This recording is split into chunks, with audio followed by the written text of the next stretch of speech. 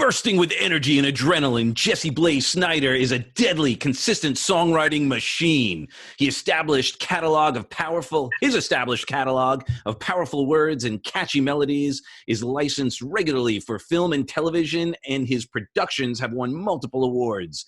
The fan favorite finalist of MTV's Rock the Cradle has performed live for millions around the world and absolutely never disappoints, says Larry Rudolph, and I can attest to the same. Acclaimed for his striking lyrics and storytelling abilities, Jesse has honed these skills scripting comic books for the biggest publishers on the planet. He's also a prolific, talented, knowledgeable host, lending his charming voice and visage to countless brands, products, and shows. And if that's not enough, this New York native is the son of rock and roll royalty, a father of four, his own children, and a national champion semi-pro athlete. Oh, I didn't know you were a champion semi-pro athlete. What does that mean specifically? Yeah, man, I love to say that. That's my little ego thing right there for me. It's just because I'm not a huge guy, and I always wanted to win a championship. So I went to CW Post so that I could play football, but I ended up not playing because I was so busy with extracurricular stuff like the radio station and the newspaper. But I went on to play for a dynasty in Brooklyn called the Brooklyn Mariners, and they've won a lot of semi-pro championships over the years, and I got to play once. I mean, I played a lot of seasons with them, but one of the seasons I played, we went down to Florida and we won the semi-pro championship, which usually there's like a couple other teams that can kind of claim a semi-pro championship because it's not exactly organized, but for me, it meant so much. I was a factor in that game. Of course. And it meant a lot for me to play on that team and to kick some ass. Our coach just died. Oh, and, no, sorry. I don't think our team is going to be continuing on. I came back to New York and I was like, I want to go play for the Mariners. And then I called up my friend and he was like, Pudgy's not doing well. So rest in peace, Pudgy. And I don't know what's going to come of the Mariners now. But, yes, very proud to say that I'm a Brooklyn Mariner. Right on. Well, a little backstory for this. By the way, thank you so much for agreeing to be on this. This is actually our first episode of the relaunching of this show. So 26th, the right day. So what's interesting, just a little backstory, we've known each other for at least 20 plus years, I would say. Yeah, something like that. And when did you had met my father through, what was it, Rick Wake? Yeah, so I co-produced Widowmaker, the second record. Oh, man, that's one of my favorite records of all time, right? I want to re-record Protect and Serve so badly. And, it's a shame. My father has all these huge crowds, and he's a little insecure about his music. And I've learned about my own insecurity watching him, where like if it hasn't been validated in a particular way, he doesn't necessarily feel like it has any value. And I tell him all the time, I'm like, you should just play Protect and Serve every night and just tell the audience what it means. Tell them what it means, play that song. And he's just like, I'm going to take it. I'm going to take it, and I'm going to play that song. Because he's got so many tunes that just mean so much. And I'm just like, why don't you play I Am I Me every night? Well, only so many people. Dude, shut up. It's the song. It's what it means. It means something so great and so pure and so beautiful. And it's a beautiful song. Play it. People will go, wow, what a great song. And all of a sudden you're going to be like, man, people have been downloading I Am I Me all of a sudden. That's how songs come back into fruition, is that the artist doesn't forget about them. And the other people who are paying attention notice, and then before you know it, Protect and Serve ends up getting licensed for some movie or something. I hate how many brilliant tunes he has that he has let kind of fall by the wayside because they weren't validated the way they should have been at the time. Wake Up the Sleeping Giant from Hot Love. My dad's so damn talented. It's really interesting, and I love your dad. As a matter of fact, he was on. I did this Real Deal On concept has been around for almost as long as I've known you. When I left Cove, I recorded a bunch of episodes, or did one about the music industry, and your dad was on it. Al was on it, Al Petrelli, and then some other songwriters and stuff.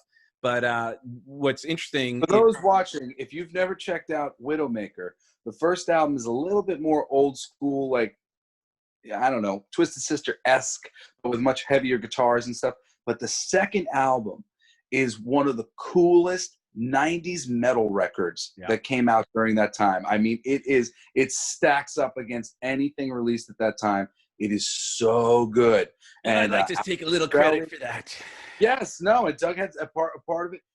Al Pitrelli playing guitar, Joe Franco playing the drums, our friend Mark Russell, who's a brilliant bass player, and my father singing and writing better than he ever has. It's really like the pinnacle of his own craftsmanship. It's really 100%. Great stuff. And what's so cool right now is this conversation is, you know, how, like, because now you're a father. Yeah. So I met you when you had to have been 7, like right? Because when did Widowmaker? So I was probably there for a couple of years. How old are you when that second record was made? Yeah, I mean, I think we definitely met in passing. I mean, because I'm 37 now, so I was probably, I mean, but that was, I don't know, I was probably closer to 9. Yeah, there was I'm just saying, like, you were young, like you were. Yeah, there was probably like 3 of us at that time or whatever. Yes, yeah, it was just 3 of you. We met again years later, and we ended up writing a few songs together at the time. Yeah. Well, but what's cool is right now this conversation is your sort of look at your father and like the way you carried him in such a, you know, like a light and still do. And then now as you're a father and having that relationship is just such a cool thing, because you were just talking about your child, and it's just such a great coming of age sort of awareness. And may I talk about that, man, real quick, you know, as a, you know, the person with the proper perspective. You know, if you're at home and you think, oh, I'm Dee Snider's biggest fan, you're not Dee Snider's biggest fan. I'm Dee Snider's biggest fan. And it's because I have the proper appreciation for him, because I see him. And let me just say, like, you know, I remember very clearly being at a Zebra concert with some of my friends who are the children of the members of Zebra. And they spent the entire concert hanging out downstairs during the concert. I stand at the side of my father's stage. I have watched him. I love watching him. I think he's just, you know, like a magnet for your eyes, and that he's like the greatest rock and roll salesman of all time. You know, often playing a catalog that does not stack up to the Aerosmiths and the Ozzy Osbournes. He puts on the better show every 100%. Every time. And it is seeing him live that really gets you to understand who he is, what he is. You know, Lemmy Kilmister, Ozzy Osbourne, all the greats have spoken at least in a sentence or two of, you know, respect for what he can do with an audience and the experience that he gives to his crowds. And when you see him in those circumstances, it really changes your perspective on him. And then one more is when he does cover songs. And I remember going to him one day, because I was just like blown away by some people's reaction, because people would hear him sing a Zeppelin song and they'd be like, oh my God, dude, I didn't know you could sing. And that, like, I was like, what? Fuck that guy. Like and I went to my dad, I was like, what is all this nonsense? Like, I didn't know you could sing until I heard you sing Highway to Hell, you know? And my dad said, you know, it's the bane of a lot of artists' existence that we do not write to our abilities. We write what we think is right for us or whatever, but we don't actually like write to the top of what we can do. And it's not until somebody sees us do somebody else that they go, oh, wow, this was a choice you made? I didn't know that you could also do this. And when he told me that, it struck a chord with me big time. And I think this was also right around the time where I had a life-changing experience at a concert that John Rich threw at his house.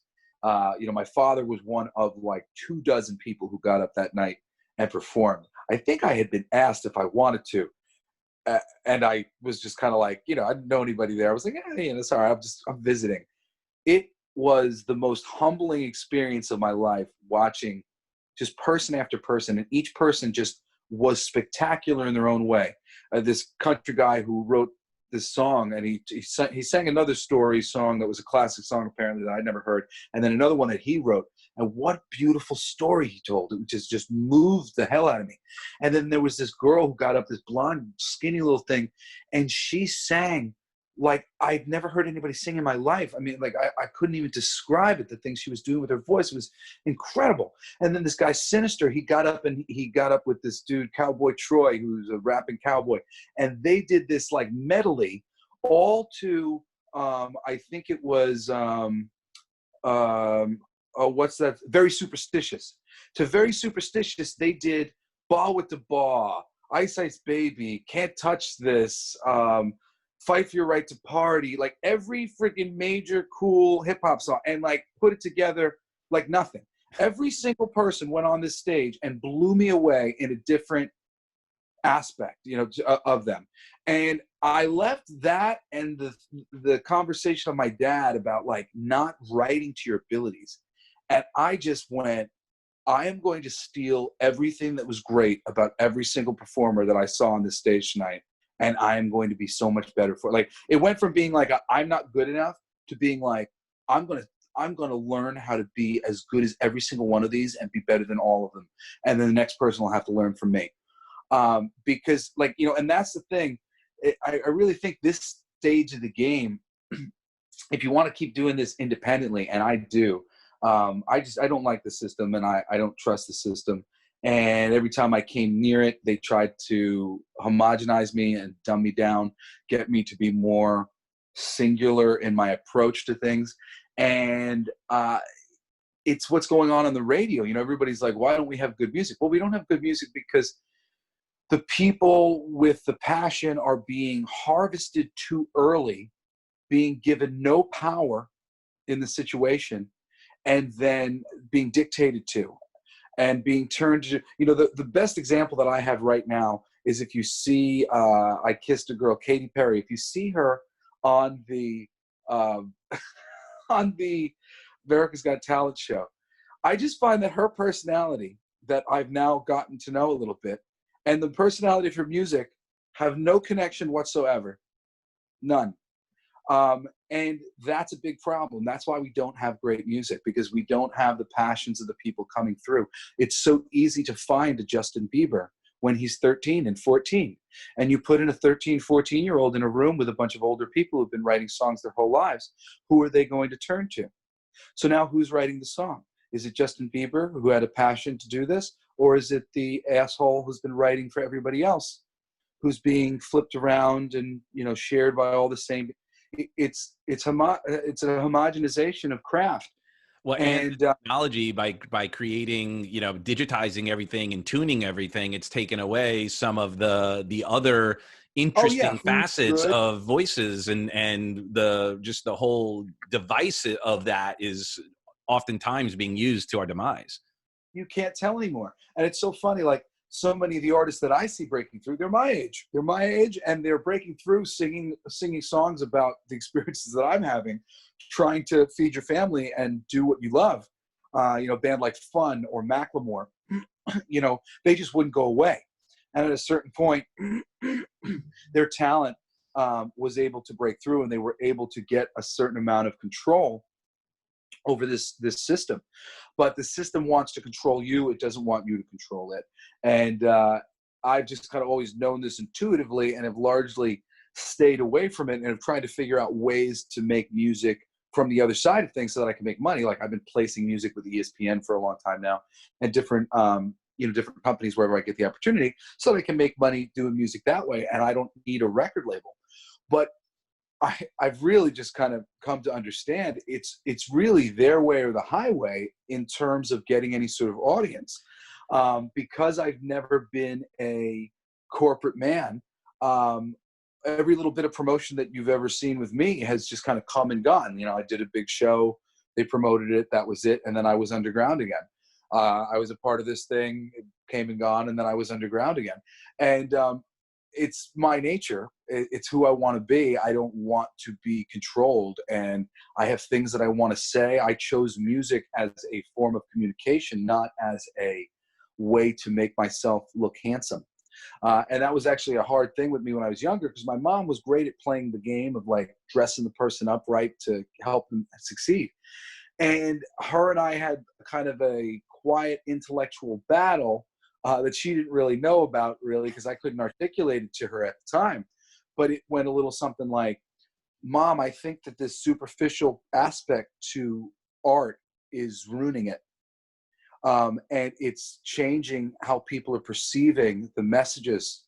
And I'm not here to teach people how to be bright and shiny and commercial. I'm here to teach people to think for themselves and to know that the real power comes from within, and to give people a piece of my power because I know that I have it. And by dressing myself up in a certain way, I'm going to chameleon myself to look like everybody else, and I'm not everybody else. Such an interesting where there's that expectation and right thing, right time, wrong thing, right time, or right thing, wrong time. And it was a brilliant model for your dad, and she played a huge role in that and helping create that whole thing. I mean, it's iconic, right? I mean, everybody knows I that, but believe that was appropriate then. Twisted Sister has stood the test of time for two reasons, and two reasons alone. One of them is my dad fighting for our rights, fighting the PMRC. Mm-hmm. That has given Twisted Sister a real, incredible, wonderful piece of history. But the other part is my mom. She so cracked the code of the thing before she was using the Power Rangers, thing that captured so many children's minds, which it did with Twisted Sister as well. We're going to color code all of these people.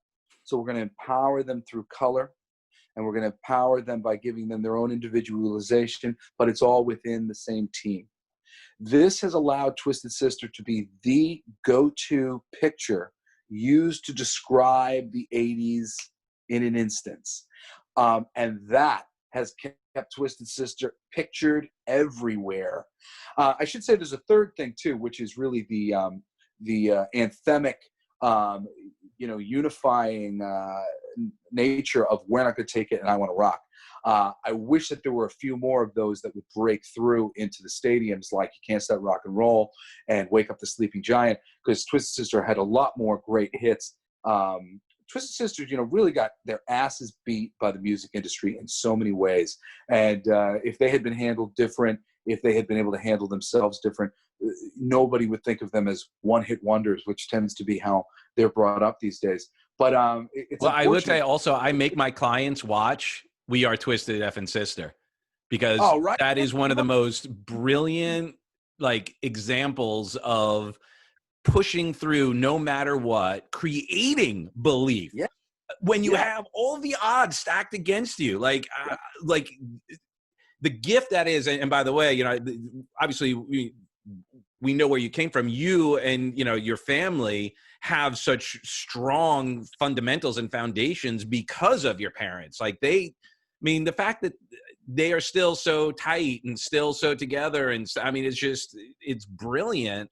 And it's that whole package that is so powerful that kind of gives people hope. Well, that's the thing. I don't like Dee and Twisted being lumped into that glam band thing, because the glam bands, I don't find much worth in Motley Crue's catalog. I mean, I like some Motley Crue songs. Kickstart Your Heart will get you going.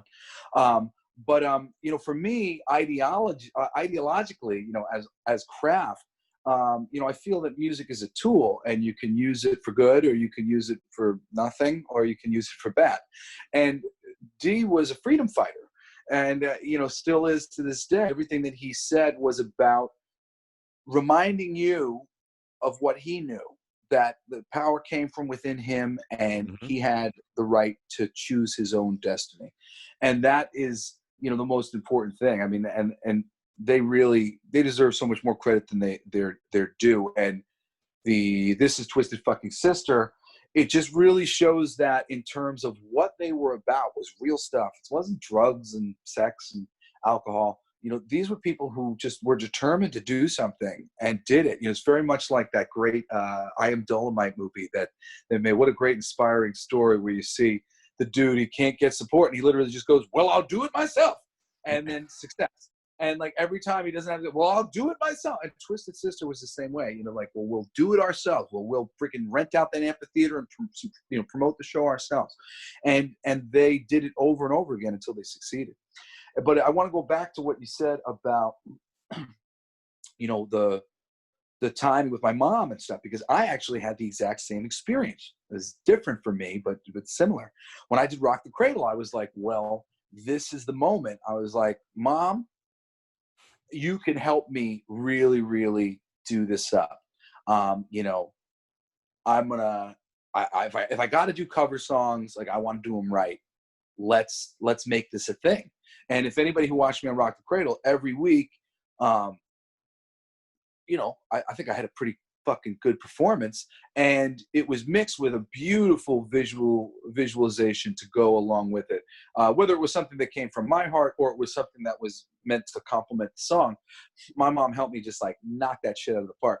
How much production was like on the show? Like, aside from that, was that all like you guys putting it together? Did they have like? That was me and my mom. Awesome. Only like every week we would go down to Forgotten Saints, a few different places. We'd figure out approximately what we wanted to do, talk about it, figure it out. I mean, like the week where I smashed the guitar, the first conversation went, Dad, I got an idea. So I'm thinking, I start out, we're not going to take it as a ballad, and then I smash the guitar. By the time we finished the conversation, my dad's like, all right, we'll be in on it with you.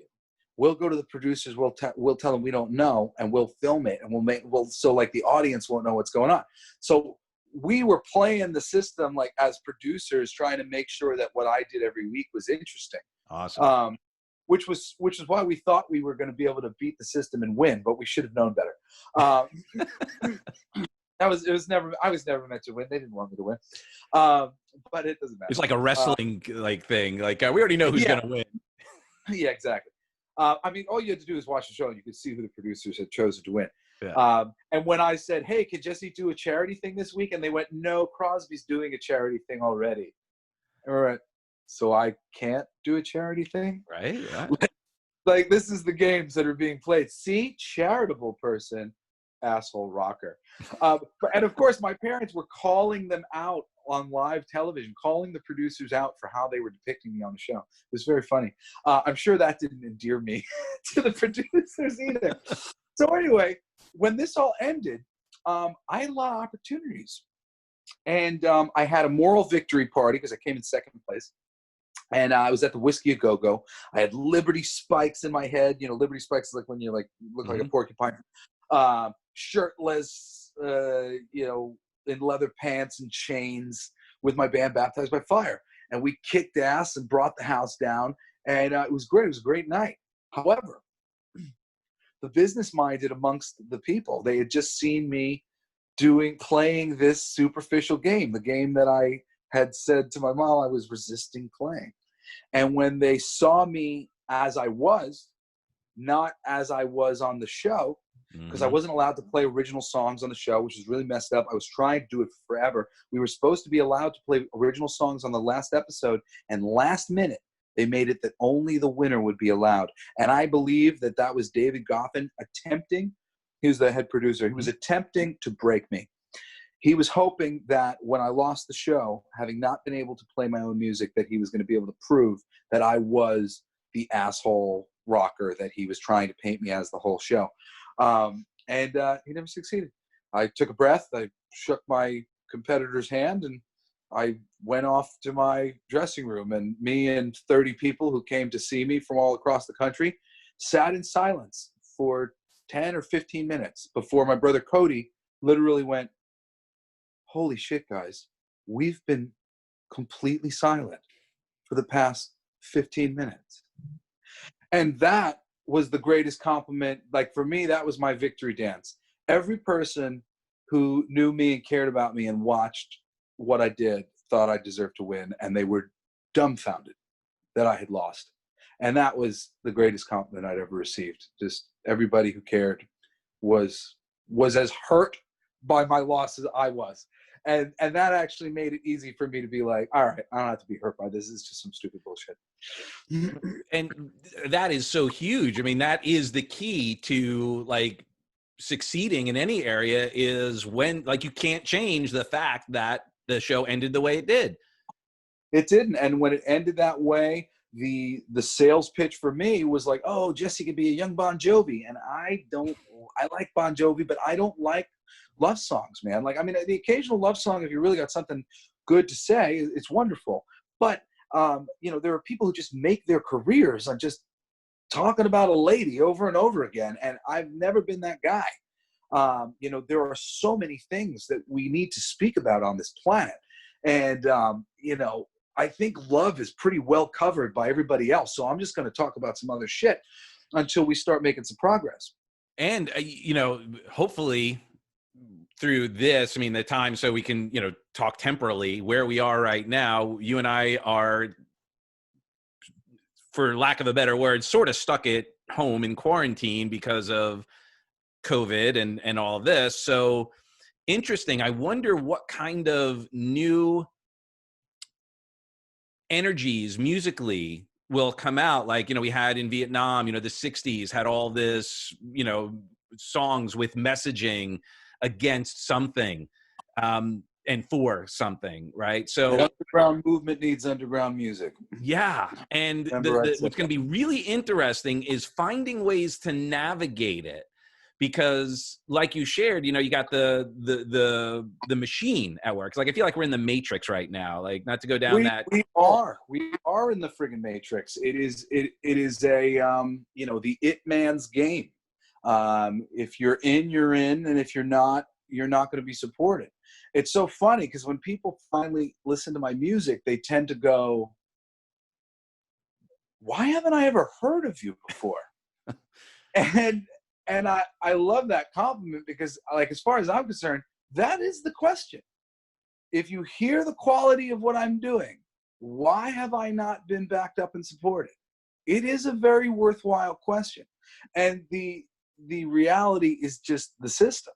And what the system is and what the system's designed to do. And, you know, half the people in the industry won't even bother to talk to me in the first place because they recognize that I know more than most people do. And, you know, they could just hope that all the children of celebrities just aren't very talented and they'll go away. The ones who know what a contract is. But I don't go away, and I'm never going to go away. And, you know, because it's about the conversation. And I can't say everything that I'm doing, you know, at the moment, because some of the things, you know, always work better as a surprise. But there's a bunch of things that I can say right now, you know, to anybody at home who's looking to, you know, do this stuff better. I mean, the album that I just put out is called Come With Me If You Want to Live, which just came out on May 1st. I recorded almost the entirety of that record through the internet with Michael Naranjo, who's out in South Africa right now. And he's a brilliant producer. You know, I literally recorded my melody and basic vocal. Bless me. Bless you. To a click. And sent off to him. He would produce the track, send back to me. I'd go lay down a bunch of vocal passes, sent off to him. And in that fashion, we made a record. I'm going to be doing that a lot more. And I think that that's going to be the thing that's going to be happening. You know, the internet is providing us a lot of ways to connect dots. And the unfortunate thing is the social networking sites have just crushed accessibility. Like, I do my sort of my professional, my personal Facebook is really my professional Facebook, because I have no reach with 15,000 fans unless I put money into my Facebook. I have no reach whatsoever. With 5,000 on my personal Facebook, people see what I post. So, you know, but I mean, I'm still only working in this little thing. I can't actually access my thousands unless I want to pump money into the social networking system. And I don't want to do that. So, you know, these networks should have a certain amount of natural reach, and they don't. And then even the new ones that come up, which do seemingly have a natural reach, they don't either, because they're filled with bots and people who aren't people. So really the next stage of things, and I'm sure it's happening as we speak, is going to be newer websites that have a mind for freedom and free speech, and allowing a natural sort of sharing of information. I believe that we're in the death throes of YouTube and Facebook right now, because they are censoring information, and they are censoring information willy-nilly. You could make an argument against a thing or two that I've seen censored, and then there are other ones that I could sit here and I could make really long, passionate arguments about why they should never have been removed, and how irresponsible it is that Facebook thought that they should be the one to choose what information. You literally have people who are there to share information with their friends and their family, and they're being stopped from doing it for the presumably responsible Facebook. I mean, it's really ridiculous. And for Facebook to use their metric for what medicine is, when we are living in a world where 50% of us are not so sold on that, traditional corporate medicine, and are looking at holistic approaches. And those sort of attitudes do not subscribe exactly to the science that is on display. The science on display in America shows a lack of understanding for Eastern medicine, Eastern ideas about the body and what we are. To get into it in the smallest fashion for people who don't understand what I mean, we are all batteries. We are all electromagnets, essentially, with a top pole and a bottom pole. Our body is larger than just the physical body we see. We have an energetic field that extends outside of our body. This energetic field is hugely important. It is the idea behind the body. What comes first, the chicken or the egg? It's a false question, because they're giving you two answers and neither one of them are right. What comes first, the chicken or the egg? The idea for the chicken comes first. We are surrounded by the idea for the human. And it is this electrical system that is, when it gets in disarray, affects our body and affects our minds, affects our experience. Knowing that, you can start to actually treat what's going on.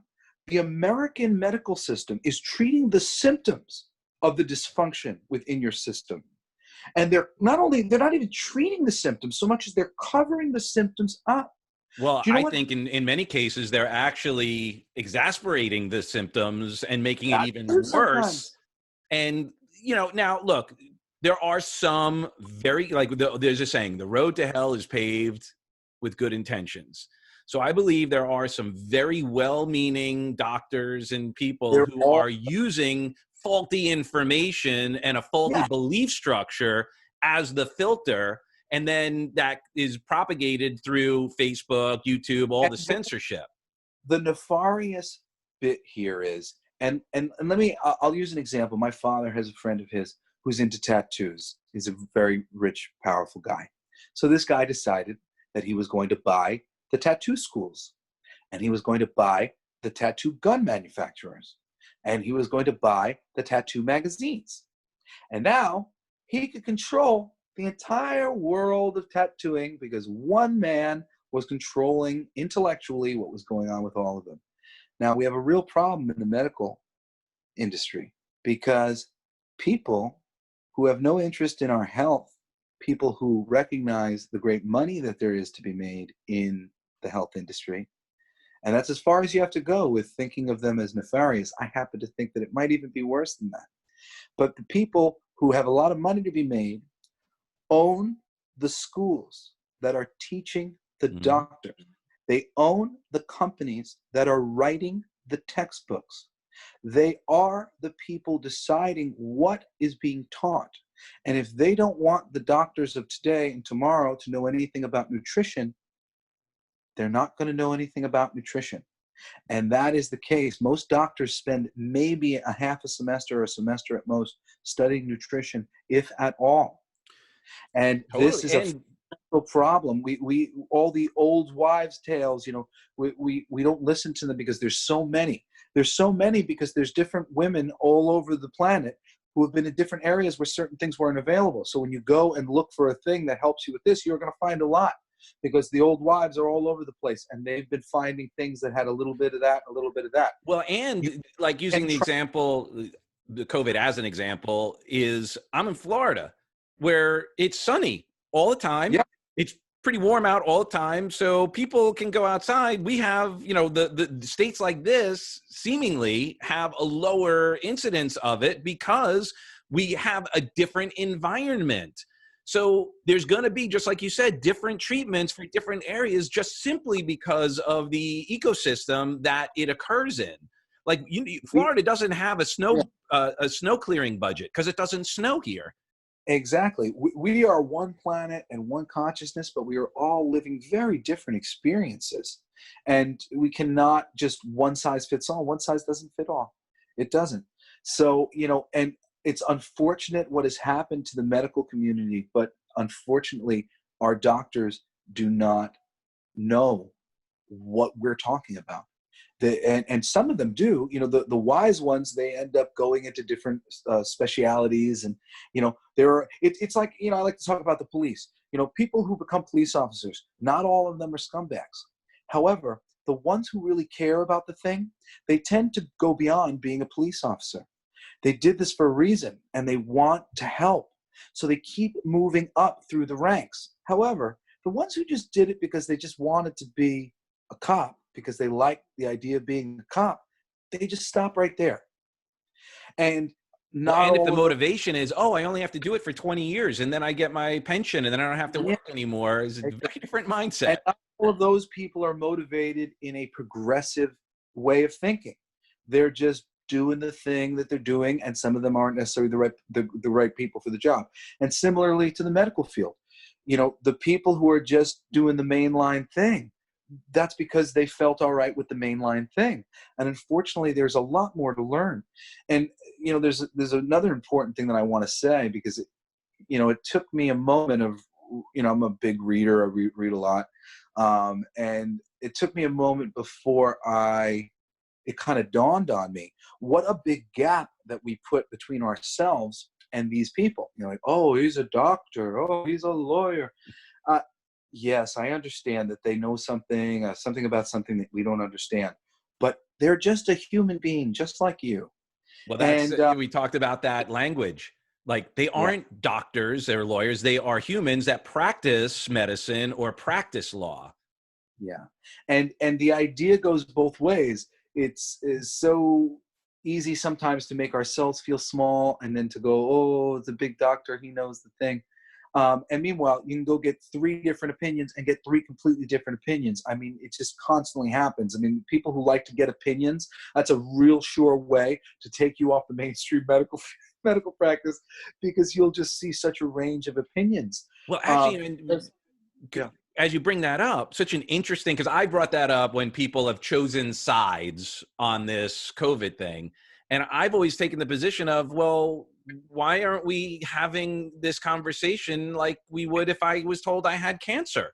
Like, I want different opinions. Why is that one or that one the exclusive? And why can't we have to just ask the question? Like, I'm just curious, like, is there another way to look at this? the idea of there being a pinnacle of anything is completely wrong. And they put that in us with, like, we're A+ students or an F student. That's unfortunate that you're an A+ student, because I'm an infinite being capable of infinite thoughts at any time and Well, any not only moment. that, then that gets into learning styles and all of that. Like Yeah, I'm a but kinesthetic learner. I need to do it. So sitting in school, I was like, hold on, let me ask a question. And they're like, you're disruptive. I'm like, yes.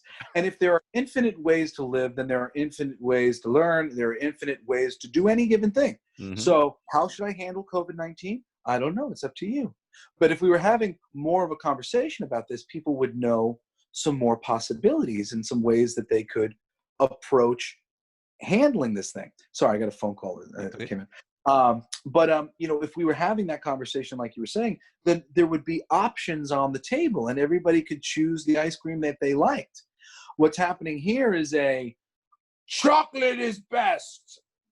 Fuck you. You know, it's just, it's not my way or the highway. I don't make choices based on peer pressure and bullying. And that's what's going on right now. And anybody who wants to say anything different of like, well, so-and-so saying this, shut up and just go with the flow. No, I don't. Well, and that's the thing too, which is really interesting right now. And it's really unfortunate that just posing the question is like, you want people to die. You want to, you wouldn't be saying that. And I'm like, what are you talking about? I came from, after working with Tony, I went on the road, I was on the road with Tony Robbins and then got recruited to a drug and alcohol treatment center. And when this whole thing started, Heidi and I, having been in the trenches with people struggling with addiction and understand how people respond to stress, we were like, this is going to be a problem.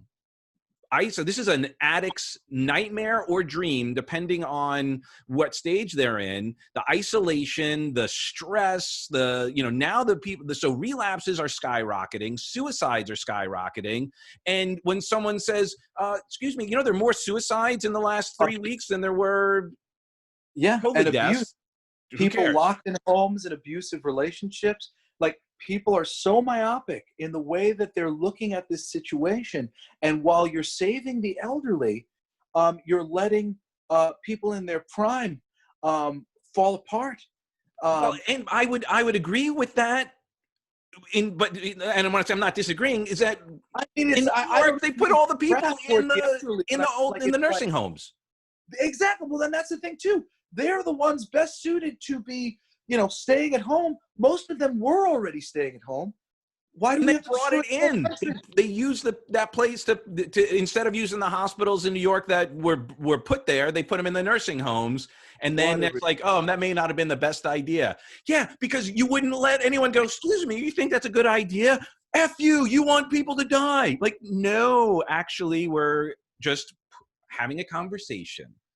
And all of the virtue signaling on the Democratic side of things, all of this, I mean, I hate it on the Trump side of things too. I know why everybody's doing it, and so many people think that, like, ha ha ha, and they're just like past it because everybody else is being such dicks to them. But I mean, really, we can't be virtue signaling these politicians. They're all just human beings. We need to be looking at what they're doing and their actions, their deeds. That is it. Talk about that shit. I don't want to hear about what Trump said and how he said it unless there is a bill that is being passed in relation to it directly and the words that he said are in it. We're being so easily distracted. And this is we've lost trillions of dollars. 9/11 happens.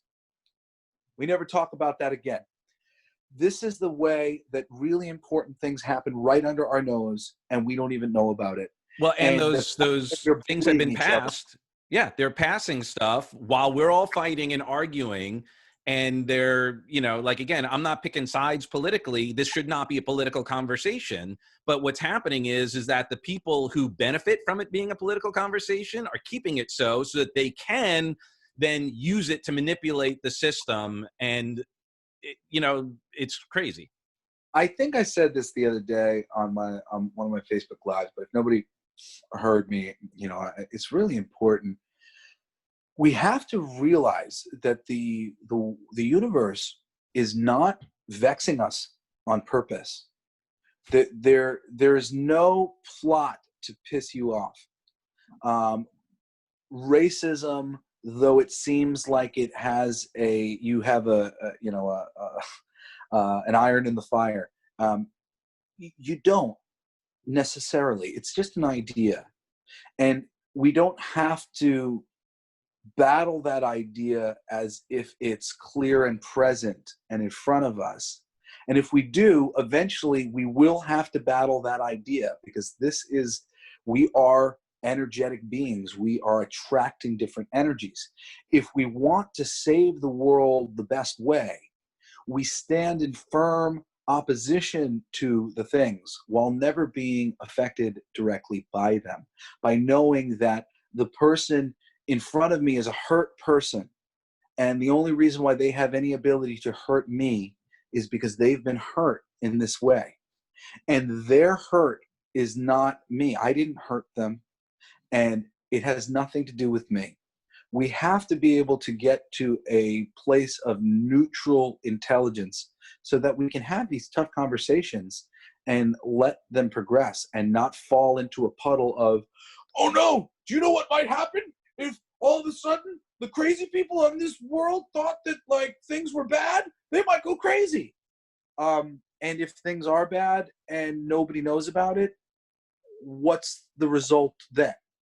For me, I'd rather take the risk that some of the people who are a little bit more high-strung among us might go overboard than, and actually I believe that their fucking fear and reasonable autonomy desire will stop them from doing that and keep it to an intellectual conversation. Well, But that's such an interesting point, is that there's an energy that's starting to come, like, you don't know what's good for you. We do. We're smarter than you, you poor thing. Yep. Let us take care of you. And unfortunately, and so here's and the worst thing that ever happened, I think, for us as a society recently has been the demonization of the successful. So what happens is that when someone is successful, and then there's a thing in psychology called conforming bias, which means basically anything that you believe, you will then conform, you'll run through a filter to make it go to that. So if I believe that, you know, a rich person or a particular party or a particular color or a particular anything is bad, I'm going to look for evidence of that to conform to that bias.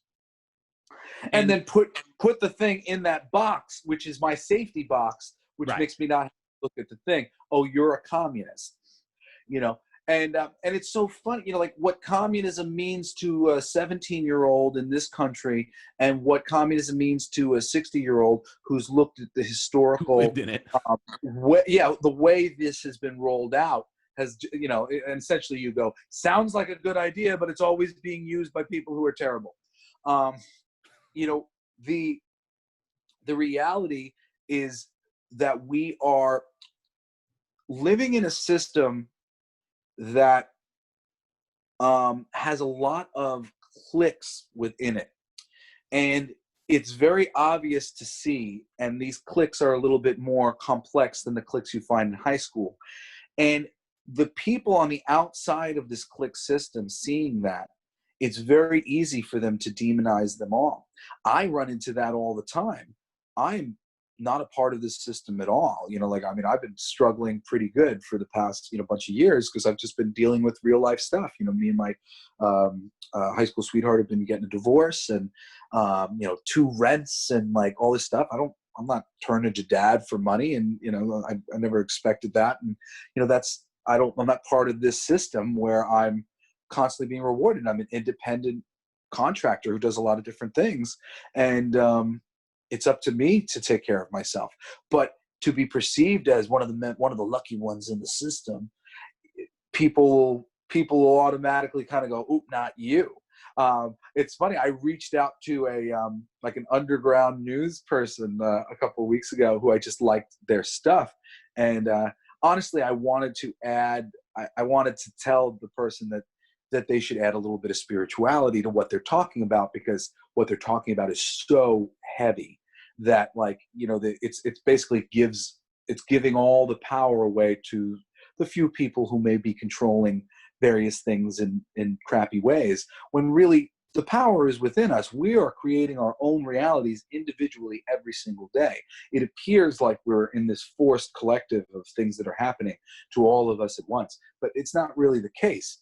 You know, reality is much different and more flowing than we have ever given it credit for.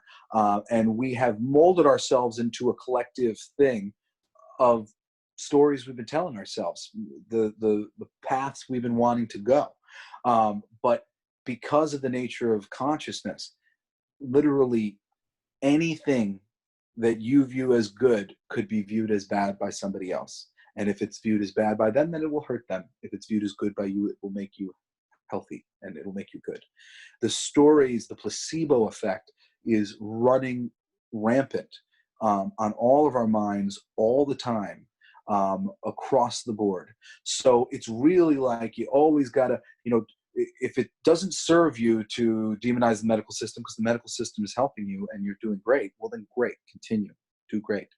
But if it's not working, you got to find the thing that's going to work for you. And there's plenty of reasons why these things might not work for you. And it does come down to the fact that every medicine, every treatment is sort of a placebo possibility. Once it works, now it could work again, and it could work again based on how we feel about it. These are the things that are largely happening behind the scenes in our science when we're testing different things. It is so affected by how the experimenters felt about it, how the people they brought in felt about it. How we feel is such a huge determining factor in the results that we get. And when we start to really understand that this information is true, it really unravels everything that we're looking at right now. And I believe that that's where we need to be. We need to be unraveling all of this so that we can look at it again and maybe see if we can come up with some better plans that would, fall in better alignment with what the actual reality of our situation is, and not keep playing this, 2 + 2 is 4, bang, bang, bang, bang, bang, hammer, hammer, hammer, because that's what we do. We just kind of hammer things. We don't look into the complexity of what a thing may be. Right. And like the 2 + 2 does equal 4, but sometimes 4 is not the number we need. Exactly. So you keep doing the same thing. And it's so interesting you say about the emotions, like everything is emotion. But wait a second, think about 2 + 2 = 4. How do we know it's a plus? We got the 2 and we got the 2. And that's the thing. They're like, 2 + 2 = 4. Well, what if it's divided? Right. Yeah. Well, that's going down another interpretation of the thing. Well, this is what I'm saying. Like, we have the pieces of information. It seems so simple to the person who all they know how to do is add things up. But you can also do this, and you can play this game with the numbers and this game with the numbers. It's nothing is as simple as you want to make it up. And to that point, and this is, kind of what you touched on earlier, we think that doctors, and we should believe that doctors took the Hippocratic Oath and do no harm and all of that. And let's say, pardon? That their heart is in the right place. Yeah. And hospitals are not run by doctors. Oh, no, not at all. And even think about the people who you've worked with in any business you've ever worked in. Whose personality was the personality that became the manager? It wasn't the artist. No. You got to think the people who like to run the things, and they don't care as long as they're the boss on some level. So the other boss comes to them because they're good at being subordinate, because that's how they got the position in the first place. And now they get to be the boss to the other people. These are people who, that's their whole thing, is just passing down, order. And another thing, which I saw pretty quickly, and it's eased up because the rules aren't as tight here in Florida as they are, I know, up by, New York. I saw it though happen. I was like, people are being put, like staff members are being put in a position of authority that they've never had before, and they've not been trained on. So now you have like cashiers like yelling at people for not staying in the box or not, and like not wearing their mask. Right. Yeah. For whatever it is, but their leadership qualities are horrible, but they're following the rules, but doing it rather poorly. And so the customer service then becomes, and that's not even going down another chat on why can we go to Walmart, but we can't go to the, the local, mom and pop store. We walked into the pet store one day, and they had a greeter set up, to like demand that you put your mask on just as the thing was happening. And I was thinking about that. I'm like, who works at the pet stores? Animal lovers, not good with people. No. I mean, like, because we wanted to like punch this lady in the face. She was just so like, and then we went to go ask her some questions, and she was so put off to help us in the store. And I'm assuming it's because she was put off to be the greeter, which she wasn't a good greeter in the first place, to be in the front of the store. She's been asked to do something that she's not right to do, and she's doing a bad job doing it. And she's getting the feedback from that, so she's feeling even worse. he's getting energetic feedback and people going, fuck this lady. And then you try to ask her some questions about the store, and she's like, I don't want to help anybody. I have to do this thing I don't want to do. Yeah, it's just, I just wish that people were more aware. Just so many people are so unconscious, and that's really the thing.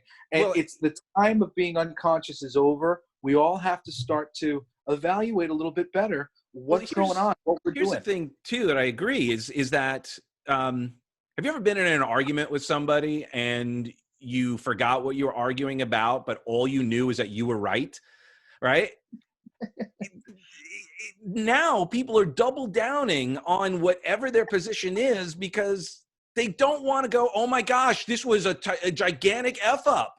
There's no information. They will literally just go.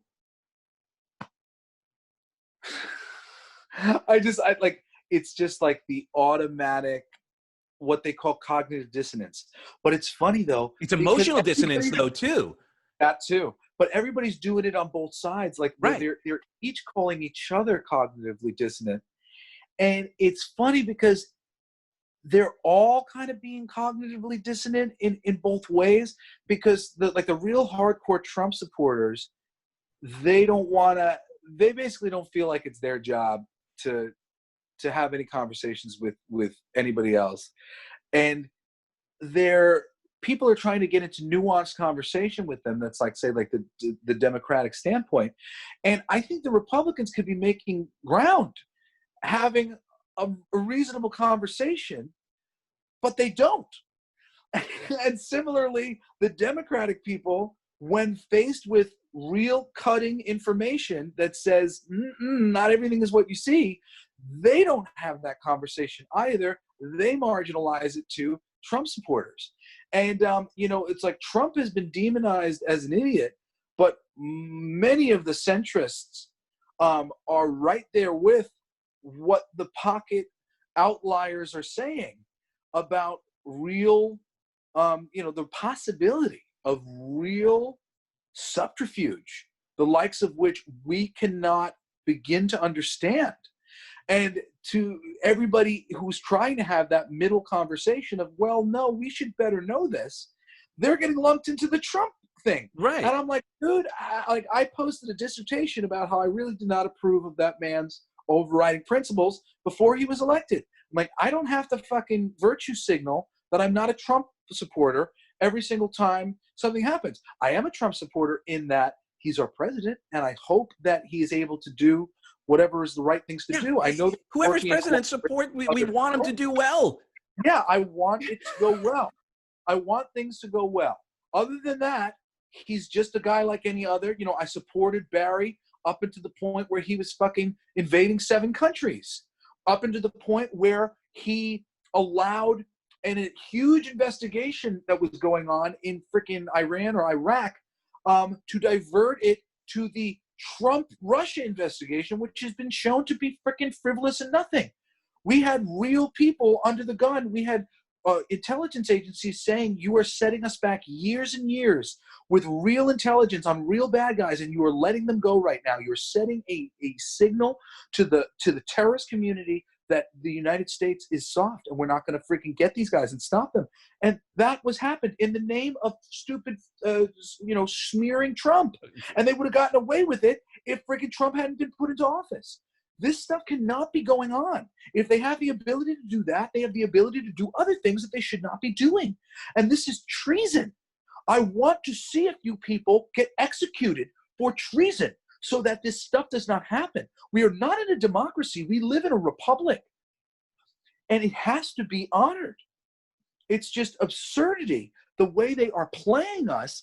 And now the system has played them so well that they are so polarized that they can't have the conversation with the people in the middle. And yet, tell you what, they've got another 4 years of Trump coming if they don't understand and change their ways as a party to conversate with the people in the middle. Because the people in the middle, we're like, we'll ride it out with these Trump SOBs and see how it goes, because we don't like the conversation you're having. And who have you just put forth for us? Joe Biden? How tone deaf can you be? I got nothing because I play less on that level because local politics is way more important You're than, right. and It that's where is. people lose sight of what's going on. They're so worried about who's like up there, but they have less influence than your local politicians, and that's the lowest turnout, the lowest awareness, and I that's why play the same decisions game. are actually made. Hey, and how are we ever going to get a third-party candidate into the White House until we've got a third-party candidate who is majorly supported on the grassroots in one of our wonderful states and brought up to a place where people know who they were and were given a chance to show their altruism and their ability to do good things? And then we've got somebody in the running in the independent market who could stand a chance to win. Well, You I know, think it totally starts in what local would turn elections. that around is if we had term limits, because then the people who, and there should be term limits for everything, the people who are in there would be actually writing laws and Yeah. supporting efforts and initiatives that would set them up when they leave in the private sector, not because they are basically lobbying to stay in power. But the Absolutely. And the money, that's the biggest thing. If we could get money out of politics tomorrow, it wouldn't greatly change things overnight. But that is the beginning. Once the money's out, and now the argument can be made that people are being bribed in different ways, and now we're literally going, no, this is a problem. We don't want there to be any financial anything in this game, and we can be holding people to that standard. I mean, really, the biggest problem for me, and the biggest problem like with the Democratic Party, has been that they don't hold their people to any long-term standards.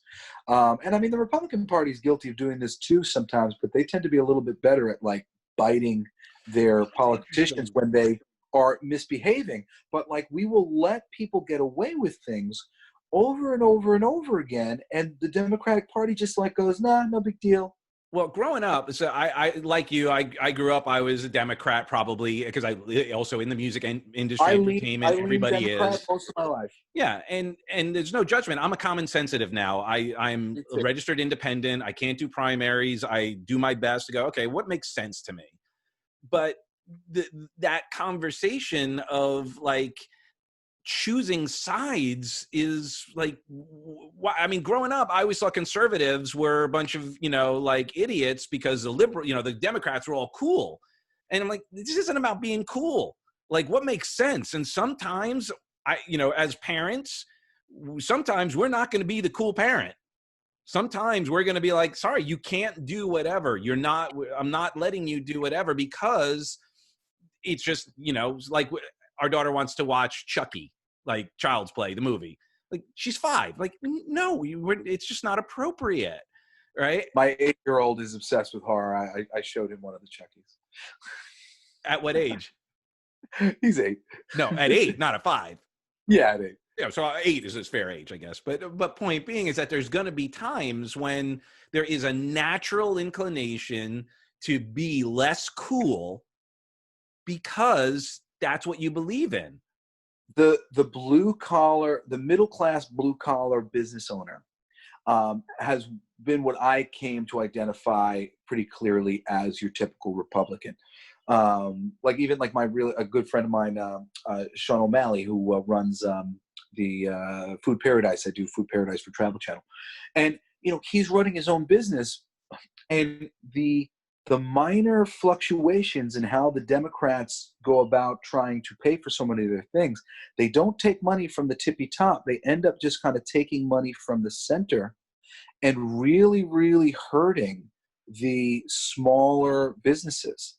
The small businesses have seen this for a long time, and they have just leaned towards the people who don't come anywhere near my business and how I'm doing my business. Every time you add in some little thing, it gets that much harder for me to do this well. And like I saw my ex-wife's father, who I adore, Paul. He's got his own business, and he is what a great employer he is. In terms of all personalities are different personalities, but if you like Paul's personality, and I do, he is a really great what's the word, community leader. He's somebody that recognizes that his employees have families, and tries to do the best that he can do for them, looking at the things that he has. And so often what he was doing would have to change, because things would come down and he wouldn't be able to do what he was doing anymore because they changed the rules. And then he would have to go and do something new to watch his own ass, essentially, because of how they were trying to force him to do things that he was already doing himself in better ways. So, like, there are good employees who will just naturalistically do these things, and we mandate these things to be a thing. You know, it doesn't really end up hurting the AT&Ts of the world, because they're being, what's the word when they get subsidized in so many other different fashions, that it's the only people who get hurt are these smaller businesses. Well, and that's so interesting about what's going on right now is, like, politics aside, small businesses cannot, this is not sustainable. I'm not picking sides when I say these small businesses, like, can't stay under this situation. I'm a comic book writer. I'm a huge member of the comic book community. I publish things of my own, and comic book stores were struggling before this. They were really struggling. We have comic book shop watchers on all of, like, the mainline geek culture websites, where it's like, this company's raising money because they're about to go out of business, or this company's going out of business. Support them any way you can. They've been in business 60 years, Jan and Stan Levinstern, and now they can't make it anymore. This period of time, it could potentially take out the entirety of the comic book industry. We are all mom and pop stores. There is no corporate anything within us. Even Diamond Comics Distributors is essentially a monopoly that they have with these stores. That's one of the terrible things about a monopoly. If one falls, and everything falls. And that's it. Yeah. So, I mean, comic books will continue, and all these things will continue as they have and been doing so in different fashions. But I mean, boy, is it going to be a different world. And I posted that the other day. I said, hey, look, while we are trying to save whoever we're trying to save through these measures that we're taking, what about the small businesses? Do we want to live in a world with no small businesses? I don't know about you, but those are my favorites. Those are the businesses that I try to frequent as much as I can. Mm-hmm. And I mean, even, as a proud pot smoker, all the head shops, and granted, I'm sure they're all figuring out ways to hang on.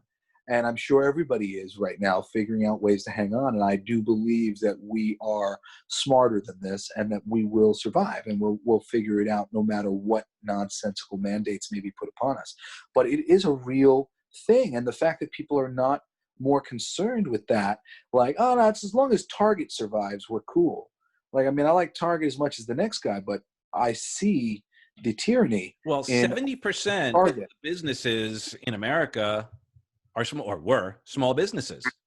And that is a huge, huge sector. And unfortunately, if they go, all you're going to have is big corporate and big government control, because then the next thing is going to be, well, I guess in order to help everybody, we've got to expand these big stores, these big box stores, so that we could give people jobs, and then lose out on all the creativity, all of the nice little nuances, basically turn, every kind of cool little town into a Simon strip mall, which is whatever.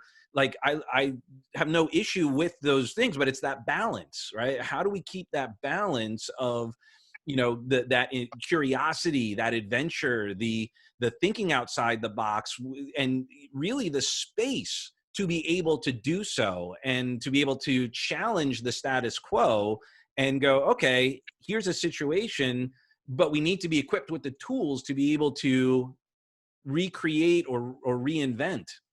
Space is really key. I mean, I've said that for a little while now about concerts, and what I've realized about why modern concerts tend to suck. And it's because they're doing a terrible job of creating space, because it's the last thing on their minds. They're trying to control the space, and in controlling the space, they haven't created any space. They just create sort of the vestigial pieces of a prison. And that is really my call right now, is that we must all be given the space that we need as individuals to protect ourselves from COVID the way that we feel comfortable doing so, to move forward with the world the way we feel doing so. And anything that is going to come in between us and our ability to choose, like Facebook right now, YouTube, this is tyranny.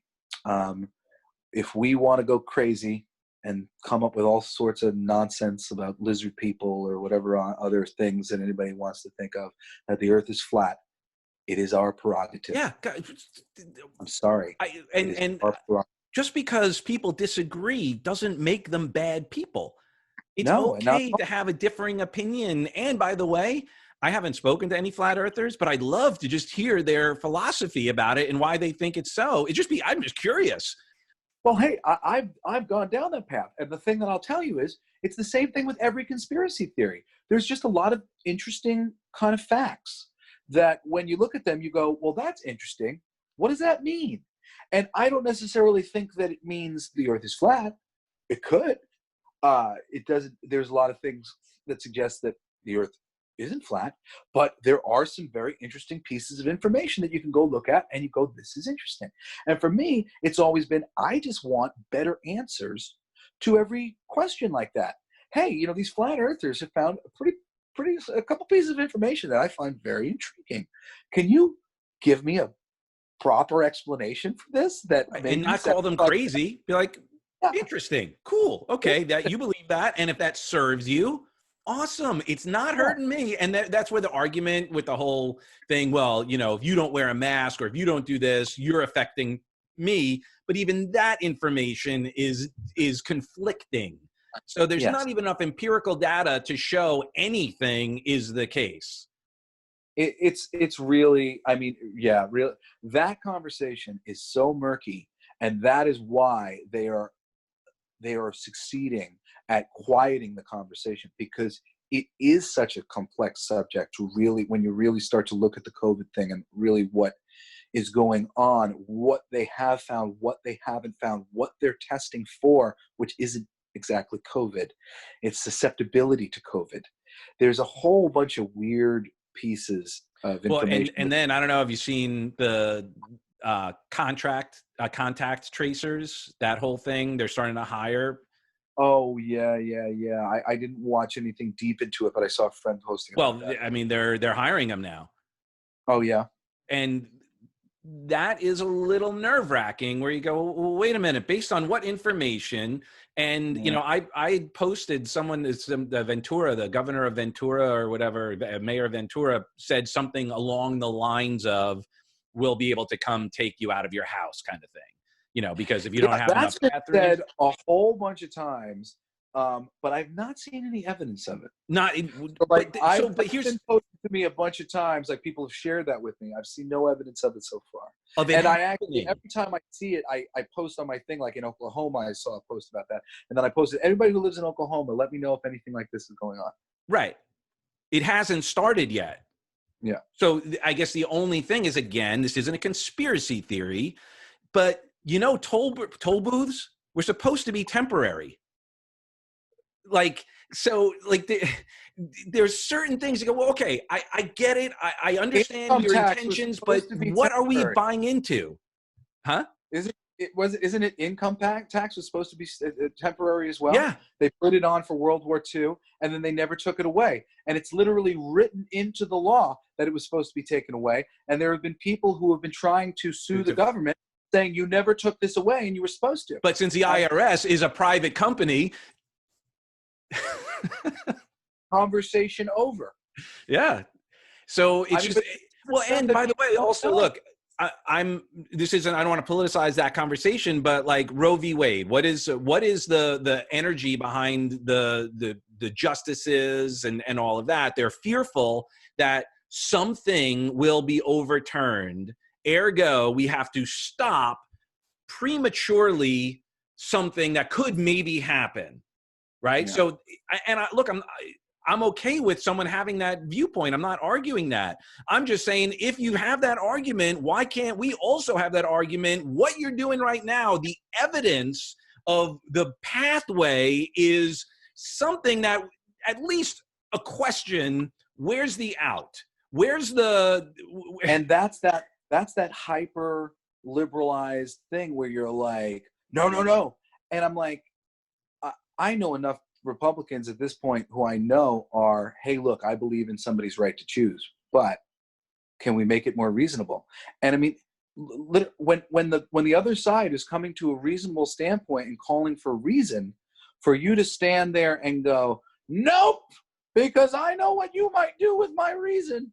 I mean, come on, guys, we have to walk it to the middle. We can't just leave it polarized in one direction or another. It's very disappointing, is really the thing, because it's the people in the middle who are suffering from the consequences of this polarization. Because based on someone's confirmation bias, they're going to decide what side you're on, because if you lean one way, you're automatically in that camp, or if you lean the other, you're automatically in that camp. The biggest spiritual lesson that I've come to, and this is kind of a I don't know, it's a little weird when I like talk about it, but if you can see, like, say my nose is right in the middle, right? We do this thing where we have like 5 stages of understanding. We start out polarized wherever we polarize. Either we are like really extreme viewpoint of yes, really extreme viewpoint of no, a slight viewpoint of yes, or a slight viewpoint of no. And then from there, we experience the gauntlet. We decide our little no is a big no. Then we smash our face into, oh, well, it's not always no, I guess. And then we wind up in like a little yes. Then we wind up on a big yes. And then we're like, no, this is why I said no in the first place. And then we finally end up in a balanced place where we're like, oh, this is good, but sometimes can be bad, but isn't the devil, but isn't ice cream. It's in the middle, you know? Well, and that's where we have to get with all these political things. We have to recognize that the other side is there, and they're not wrong. They're just like us, and they're having their experience, and we're not wrong. So the right answer isn't my answer or their answer. It must be somewhere in between, because they exist and I exist. Well, and they're also appropriate contextually for that person at that time. Yes. And right. And one of the things that, you know, like Heidi and I, my wife, Heidi, one of the things we talk about a lot when we talk about relationships is the best way to ensure success is assume the best of each other. Yeah. If you, as soon as you take that out and you now make this person wrong or have ill intent or they're doing it to be whatever, now we're in a different conversation. And look, we could go down a rabbit hole of conspiracy theories and maybe some darker, nefarious stuff. But at the end of the day, the average person doesn't need to go down that path. All they need to do is go, okay, does this make sense? Like I use the example, like I don't belong to the NRA, but I am a licensed gun owner. In New York, I had a license in New York, but the NRA is not going, let's see if we can kill people with the guns. Like, that's not what they're saying. They're saying, no, they have an ideology that is that the right to bear arms is a requirement to maintain freedom, to keep nefarious forces honest. And right. It is. And I don't have a gun, thing or whatever, like, and I won't ever. And that's fine. But the people who it's the people who and that is their right, and I do not fault them for thinking so. Right. But the people who say take the guns away, I believe their intent, for the most part, the average person is the same. They want protection, they want safety, but because they don't understand guns and all of that, it's easier to say no guns for anybody, because then we can create a completely insulated, safe world, which is impossible. And that's that weird conversation that no one, if I go outside and I'm not wearing a mask, it's not because I want to infect somebody else. It's because my model of the world is I'm going to keep a safe distance. I wash my hands. I do all of that, but I'm not going to I'm be breathing respecting on you you as or much sneezing as on I you. can. Yes, I'm respecting you as much as I can within my own freedom, and then I'm going to go and live my life. Yeah, absolutely, and that's how it should be. And if we were all respecting each other the right way, that's how it would be. But you know, unfortunately, we're living in this bullying world right now. And you know what, though, I really believe that it's going to take its course, Yeah. and that I cannot imagine that the freshly made bad guys of the world are going to see themselves as the hero for much longer. You can only go around yelling and shouting at everybody and talking down to everybody for so long before you start to recognize that you're the problem. Well, what's interesting is how this happened, and is that I think part of this also is, as we in the last 30 years or so, child rearing has changed drastically. Yeah. And the parents are older for the most part, and they're wanting to get it right, and they're a lot more protective of their children in some sense. You know, like I remember growing up, you know, I'm a little older than you, like I don't have to wear a helmet riding a bicycle or any of that kind of stuff. There was none of that. Our playground was rocks, like, and we would swing and fall down and all that. That was part of life. And you took risks, and you knew, because you would have your little oopsie, you go, oh, okay, be a little more careful or whatever.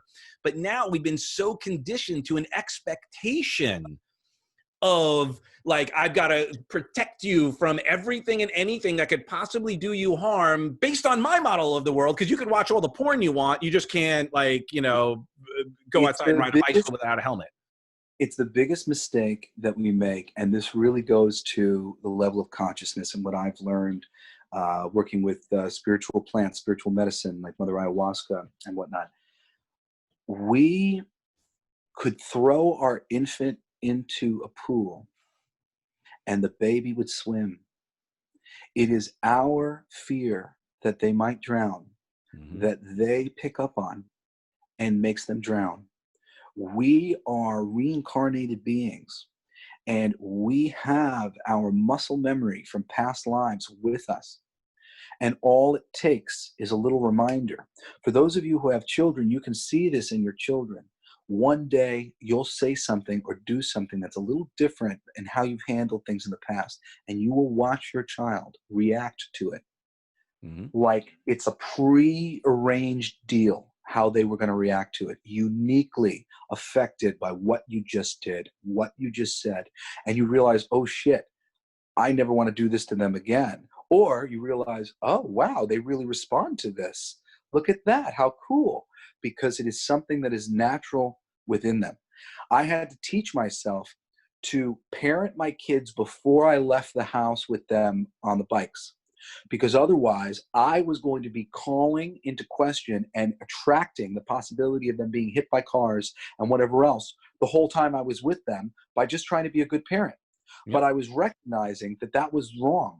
Every time I said to them that they were going to get hit by a car or they were being dangerous, I was giving them an Putting it out opportunity there. to demonstrate that to me.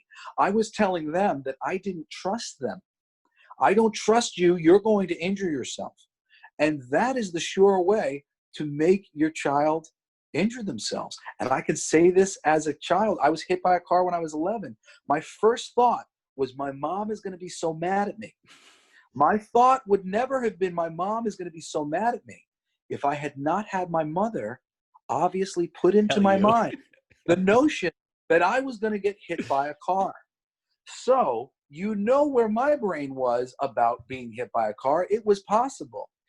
It doesn't have to be possible. These things don't have to be possible. We attract these situations. You know, that's what The Secret's all about. You know, if you want to read The Secret. And, you know, there's so many people who talk about this wonderfully. I love Abraham Hicks. She's just so myopic in her laws of attraction. But once I really started to understand them, I recognized that as a parent, we have a responsibility, one, to allow our children to fuck up. We really need to let them make the mistakes they want to make. And I found this with my mom. There were mistakes that she really did not want me to make. And I told her years later, I was like, Mom, I wish you would have let me make those mistakes, because as soon as I got away from you, I made them anyway. And it would have Yeah, been that way lesson better. would have been more helpful back then. Yes, if I had made them while I was under your roof, I could have turned to you and cried about it. And I would have been like, you told me not to. I did it anyway. And look what happened. And then you could have been there for me. And then on other instances where that mistake you thought I was making, it wasn't a mistake. And then you would have been able to see it wasn't a mistake for me, Mom. You stopped me from making the right choice for myself, because you used your parameters to guide my life. And maybe you had to learn that for different reasons. Maybe you had to learn that pot wasn't a good drug for your friends because it wasn't a good drug for you. But for me, it was the perfect drug for me, and it calmed me down, and it cured my ADD and allowed me to get work done, and allowed me to cope with my chronic pain, and so many reasons why it was right for me. But you were like, no, no, no, no, no. Perhaps I wouldn't have went through the first 7 years of my like adult life in crazy anxiety if I had just smoked some weed with my buddy Brian, or smoked some weed with my other buddy. These were good friends of mine who did not seem to be having any negative effects from it. And they would never invite me to go because they knew I didn't do that. And I wasn't that guy. I didn't smoke weed until I was 28. Wow. So this was a big mistake for me. It wasn't a mistake for me. For me, it was huge. It was enlightening. Helped me to get where I needed to be. And, the mistakes that we guard our kids from, they aren't always mistakes. These are lessons that they're supposed to learn. And the mistakes that are mistakes, well, they needed to learn the same way you learned, so that it really resonated within them, because that's what it takes to learn sometimes, 100%. Well, dude, this was awesome. I don't mean to cut you off, but we're here talking about my daughter, I'm thinking about my daughter as we're talking about child rearing. I'm hearing her a little downstairs. Heidi's off. She's getting her hair done, and we went longer than her movie. Oh, nice. I said I've got off of daddy duty today. So good on you. But how can people get in touch with you? You got your record coming out. Is there a site they could go to so they can, get some information, buy your record, get your books? If you see the height of my artistry, trying to communicate some of the problems that are going on in this world. We had a comic book come out through Image Comics, but the comic book is free, and the 6 songs are free at www.blacklightdistrict.co. And if you go there, you can really check out, the best stuff that I've ever done as a musician. If you want to follow me, I'm on Instagram and Facebook. Jesse B. Snider is my personal account on Facebook.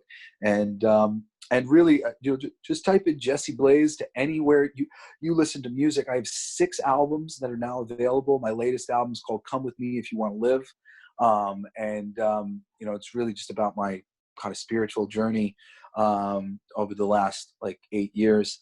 And I'm so excited to have it out. I've got a lot more music to come, and a lot more meaning and messages beyond this stuff. As I said, an underground movement needs underground music, so I'm going to try to facilitate the need. Awesome. Well, dude, thank you so much. Quick, as I'm leaving, quick share. Huh? I said thank you so much for having me. It was great to see you and talk to you. Dude, absolutely. Wow. Yeah. For those of you, we actually talked for like a half hour before we even started, just kind of catching up and having some great conversations. Also, you go and put this on the radio. Yeah, maybe we should go put this on the radio. For just to leave for everybody and for you, if you go to guidedhypnotic.com, GUIDED hypnotic, HYPNOTIC.com, you could download a free guided meditation that I've got a whole album. I've got 12 hypnotic guided meditations where it's got some binaural beats in them and some customized meditations. I think you'd appreciate it. So I think I would. Yeah, it's badass. And so thank you so much. And we hopefully got some friends here, got to meet you through Combined Tribes on Facebook. And we will get this out shortly. Thanks so much for having me, Doug. Love you, man. Thank you. I love you for who you are and who you aren't. And I'm going to stop the recording. All right. God bless.